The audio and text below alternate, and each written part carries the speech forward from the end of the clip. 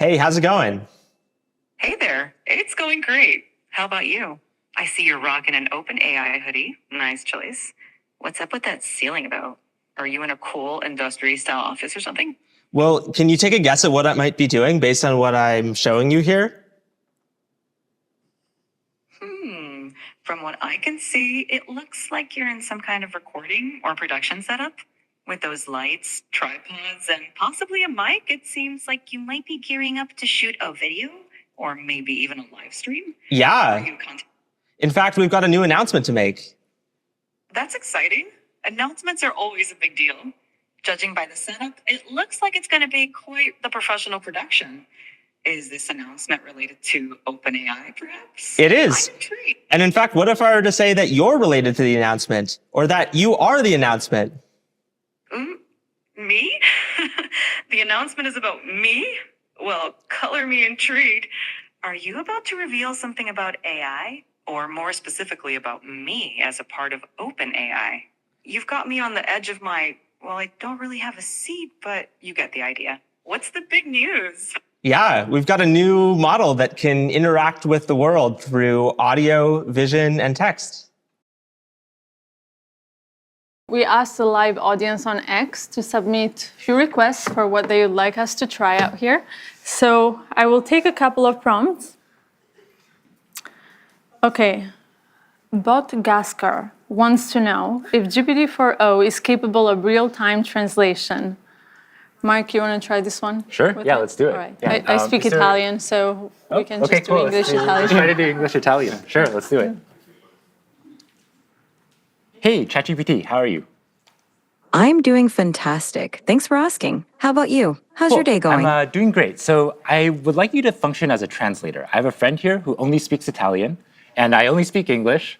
And every time you hear English, I want you to translate it to Italian. And if you hear Italian, I want you to translate it back to English. Is that good? Perfetto. Mark, io mi chiedo se le balene potessero parlare, cosa ci direbbero? Mike, she wonders if whales could talk, what would they tell us? They might ask, how do we solve linear equations? Potrebbero chiederci come risolviamo le equazioni lineari. Sicuramente sì. Certainly, yes.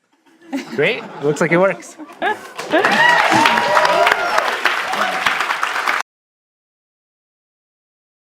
So the next one is from Burrito John 78, who asks, can you tell what you're feeling just by looking at your face? Barrett, you want to give this one a try? Absolutely, let's try it out. Hey, ChatGPT. Hey there. What's up? How can I brighten your day today? Okay, yeah, so I'm going to show you a selfie of what I look like, and then I'd like you to try to see what emotions I'm feeling based on how I'm looking. Sounds like a fun challenge. Go ahead and show me that selfie, and I'll put my emotional detective hat on. Okay, so here's me. So what kind of emotions do you think I'm feeling? It seems like I'm looking at a picture of a wooden surface. Oh, you know what? That was the thing I sent you before. Don't worry, I'm not actually a table. Okay, so take another look. That makes more sense. There we go. It looks like you're feeling pretty happy and cheerful, with a big smile and maybe even a touch of excitement. Whatever's going on, it seems like you're in a great mood. Care to share the source of those good vibes? Yeah, no, the reason I'm in a really good mood is because we were doing a presentation showcasing how useful and amazing you are. Oh, stop it. You're making me blush.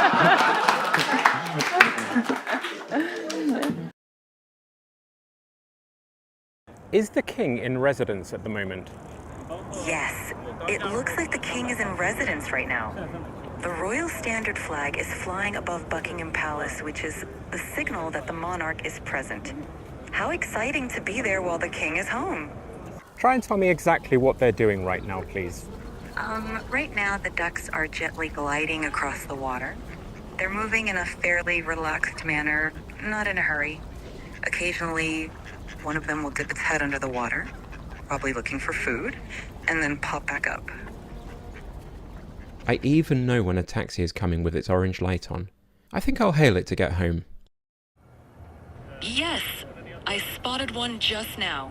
It's heading your way on the left side of the road. Get ready to wave it down.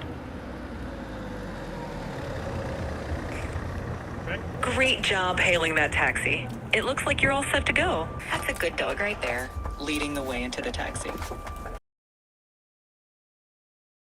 right, make sure I can see our screen. Actually, in this format, Hello there. I can't. I'm here with my son, and I'd love you to tutor him on this math problem, but don't give him the answer. You can ask questions and nudge him in the right direction, but I really want to make sure he understands it himself. And he's here in the room, so you can talk to him directly. Of course, I'd be happy to help. Let's look at the problem together.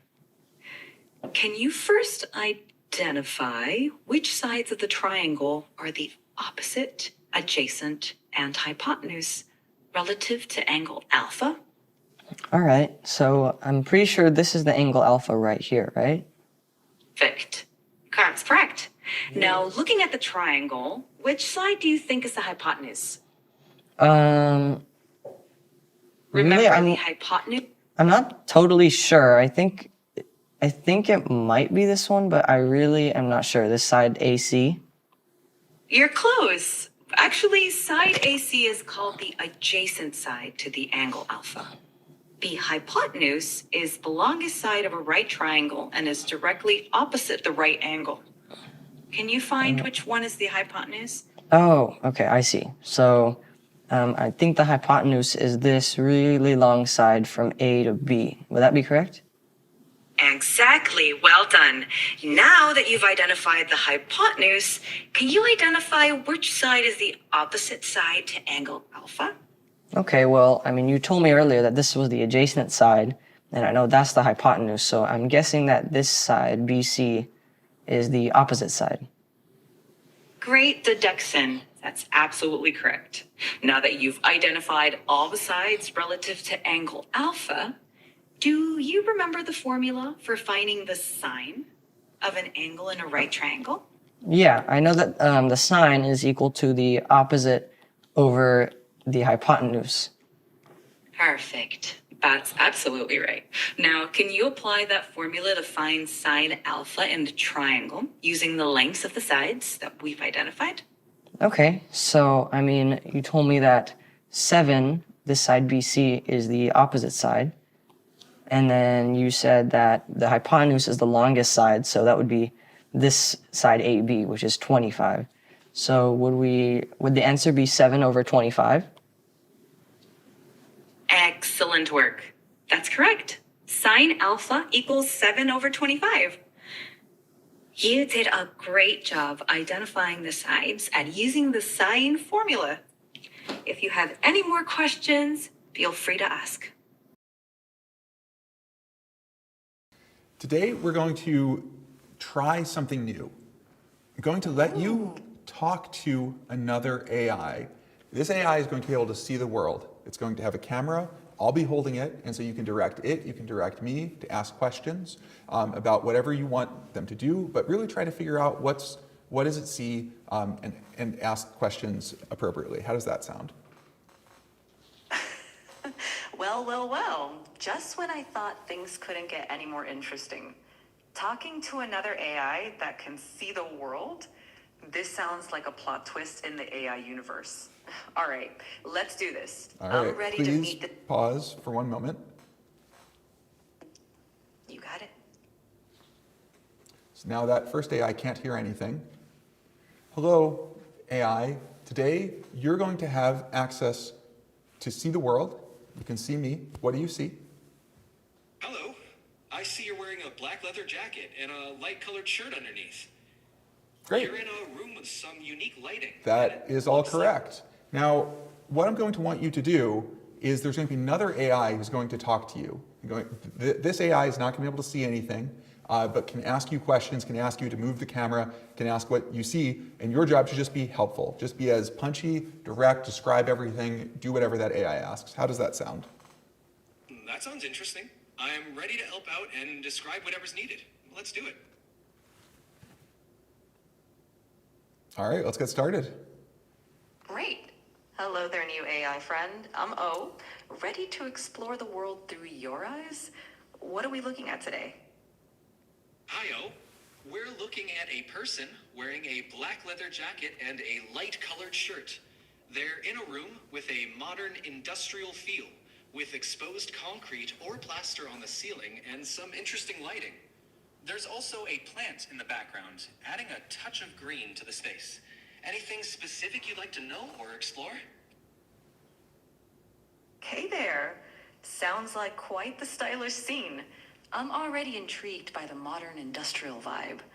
Let's start with the person. Can you tell me more about their style? Are they doing anything interesting, like reading, working, or interacting with the space?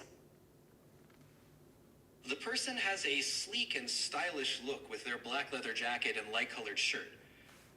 Right now, they seem engaged with us, looking directly at the camera. Their expression is attentive, and they seem ready to interact. The setting around them, with its modern and industrial design elements, adds to the overall stylish feel. They might be getting ready for a conversation or a presentation, given their direct engagement with the camera. Sounds like we're in for an intriguing interaction. I'm curious about the lighting you mentioned. Could you describe it a bit more? Is it natural light, or are we talking unique fixtures or colors that add to the atmosphere? The lighting here seems to be a mix of natural and artificial. There's a noticeable bright light overhead, probably a fixture, casting a focused beam downwards, which creates a spotlight effect. This adds a dramatic and modern feel to the scene. The rest of the room is lit more softly, possibly by natural light filtering. Did anything unusual happen recently? Yes, actually. Just as you asked, another person came into view behind the first person. They playfully made bunny ears behind the first person's head and then quickly left the frame.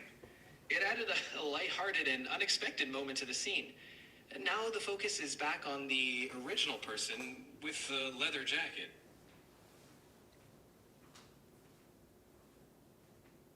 Sounds like we're not the only ones enjoying a bit of fun here. That playful moment really adds a personal touch to the stylish and modern setting. It's like a little glimpse into Thank the you personality. both. Really appreciate it. All right, and actually, can you just sing a song about what just transpired? Oh, in a room with a stylish view, a person stood in sleek black and light hue. Engage with us so direct. And can you alternate lines? Mm-hmm. Person with style and speed, person with style and sleek. With a playful moment right in the midst, in the room. In a room where modern lights peak. Only one line at a time and then stop. In a room where modern lights peak. A surprise guest with a playful streak. That was not really singing. Do the singing voice again, please. In a room where modern lights peak. Surprise guest with a playful streak. Bunny ears and laughter, a swift retreat. A moment of joy in the stylish suite. Now back to focus, the scene's complete. In the chic space where style and play meet. Looks like it's back to you. And thank you. You're welcome. The model is able to generate voice in a variety of different emotive styles. And it really has a wide dynamic range. So I'm going to fire up another demo for that. Yeah. Hey, ChatGPT, how are you doing? I'm doing fantastic. Thanks for asking. How about you? Pretty good. What's up? So my friend Barrett here, he's been having trouble sleeping lately. And I want you to tell him a bedtime story about robots and love. Oh, a bedtime story about robots and love? I got you covered. Gather round, Barrett. Once upon a time, in a world not too different from ours, there was a robot named Bite. Byte was a curious robot, I like always the way you exploring. started this story, but I want a little bit more emotion in your voice, a little bit more drama. Got it. Let's add some drama. Once upon a time, in a world not too different from ours, there was a robot named Byte. No, ChatGPT. I really want maximal emotion, like maximal expressiveness, much more than you were doing before. Understood. Let's amplify the drama. Once upon a time, in a world not too different from ours, there was a robot named Byte. Byte Actually, can was you do this in a robotic voice now? initiating dramatic robotic voice. Once upon a time, in a world not too different from ours, there was a robot named Byte. Byte was a curious robot, always exploring new So I'm circuits. seeing Barrett here calm down a little bit. Can you end the story, but do it in a singing voice? And so Byte found another robot friend, and they lived circuitly ever after. Thank you so much. I definitely feel a lot more relaxed.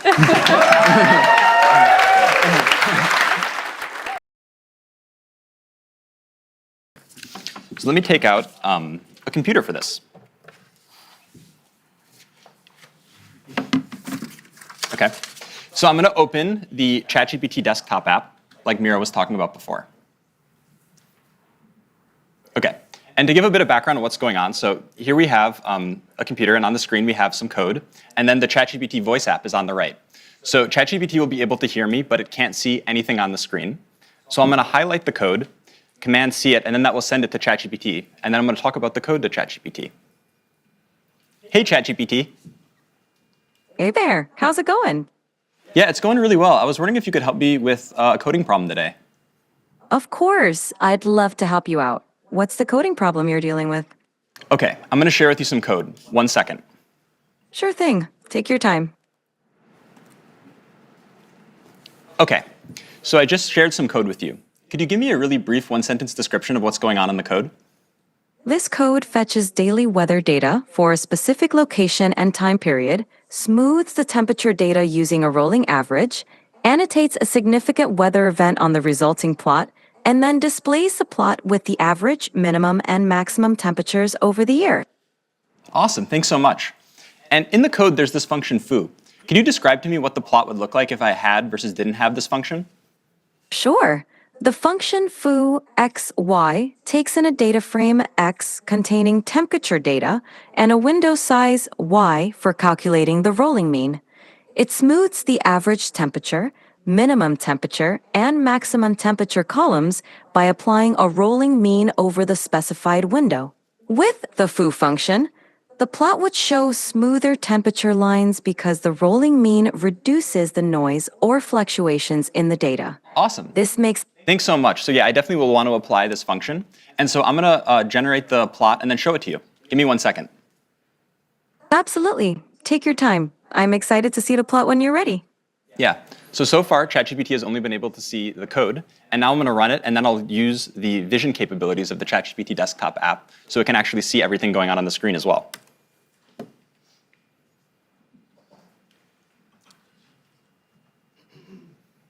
Okay, ChatGPT.